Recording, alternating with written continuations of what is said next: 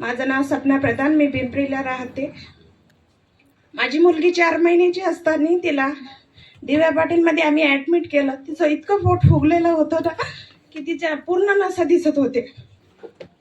त्याच्यानंतर तिथं blood check केला त्यांनी, पण 4 पॉईंटच ब्लड होतं. ते रिपोर्ट आल्यानंतर ते म्हणले की तिला ब्लड कॅन्सल झाला. त्याच्यानंतर आम्ही खूप घाबरलो आम्ही तिथं.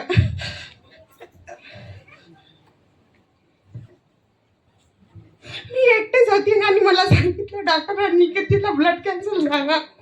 मी एकटेच होती, कुठेच नव्हतं तिथं.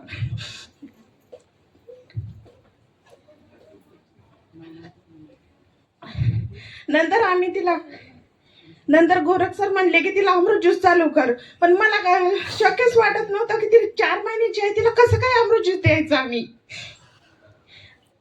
नंतर आम्ही तिला अमृत ज्यूस चालू केलं, दवाखान्यात चालू केलं. तिचं ब्लड 4च पॉईंट होतं. तिला 8 ते 10 दिवसात इतका छान रिझल्ट आला नाही की तिचा 11 पॉईंट ब्लड वाढलं.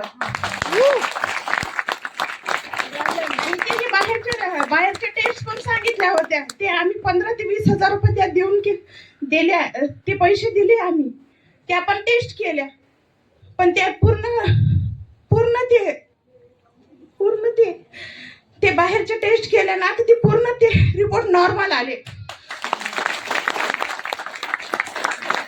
त्याच्यानंतर त्यांनीच आम्हाला 10 दिवस आम्ही तिला ऍडमिट केलं होतं. ऑक्सिजन चालू होतं, तिला कंटिन्यू रात्र दिवस ते ऑक्सिजन चालू होतं. 10 दिवसांनी त्यांच्या मनानेच मला सुट्टी दिली आणि तिला घरी आणलं. आणि ती आता 9 महिन्याची झाली आहे. तिला आम्ही आता कंटिन्यू पण चालूच आहे तिला अमृत ज्यूस. आणि गोयल सरांची मी आभार मानते की त्यांना आम्हाला अमृत ज्यूस दिल्याबद्दल. थँक्यू रियांश. काय वाटतंय?